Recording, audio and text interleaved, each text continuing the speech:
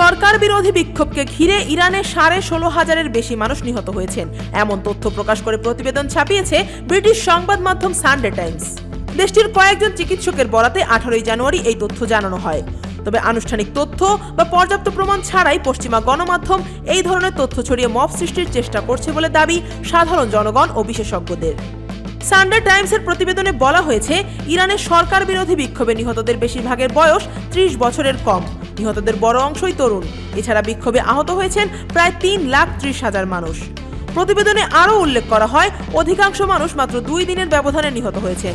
তবে তথ্যের সত্যতার কোনো ধরনের প্রমাণ দিতে তারা ব্যর্থ। ইরানি জার্মান চক্ষু চিকিৎসক প্রফেসর আমির পারাস্তা সানডে টাইমসকে বলেন, এটি অন্য মাত্রার নৃশংসতা। সানডে টাইমস দাবি করে যে প্রফেসর বলেছেন, হত্যার ক্ষেত্রে মিলিটারি গ্রেডের অস্ত্র ব্যবহার করা হয়েছে এবং মাথা, গলা ও বুকে গুলি ও শার্প নেলের আঘাত দেখা গেছে। তিনি আরও কয়েকজন চিকিৎসকের কাছ থেকে এই সহিংসতার তথ্য সংগ্রহ করেছেন বলে প্রতিবেদনে উল্লেখ করা হয়। সানডে টাইমস জানায়, ইরানে বড় 8টি চক্ষু হাসপাতাল ও 16টি হাসপাতালের জরুরি বিভাগের চিকিৎসকদের দেওয়া তথ্যের ভিত্তিতে হতাহতের এই সংখ্যা প্রকাশ করা হয়েছে। অথচ এই তথ্যের সত্যতা সম্পর্কিত কোনো প্রমাণ তুলে ধরতে তারা ব্যর্থ। প্রতিবেদনে দাবি করা হয়, সাধারণ ইন্টারনেট বন্ধ থাকলেও এসব চিকিৎসক নিষিদ্ধ স্টারলিংক ইন্টারনেট ব্যবহার করে যোগাযোগ করতে পেরেছেন। প্রতিবেদনে আরও বলা হয়েছে, নিরাপত্তা বাহিনী বিক্ষোভকারীদের ওপর শটগান ব্যবহার করেছে।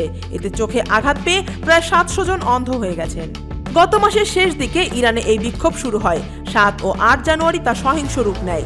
ওই সময় আয়াতুল্লাহ আলী খামেনির নেতৃত্বাধীন সরকারের পতনের আশঙ্কাও দেখা দেয়। এরপর নিরাপত্তা বাহিনী কঠোর অবস্থানে যায়। ইরান দাবি করেছে, যুক্তরাষ্ট্রের প্রেসিডেন্ট ডোনাল্ড ট্রাম্পের উস্কানিতে এসব হতাহতের ঘটনা ঘটেছে। এদিকে সাধারণ জনগণের দাবি, পশ্চিমা গণমাধ্যম আনুষ্ঠানিক তথ্য ও পর্যাপ্ত প্রমাণ ছাড়াই এসব সংখ্যা প্রচার করছে, যা মব সৃষ্টির চেষ্টার অংশ। News desk, Dhaka watch.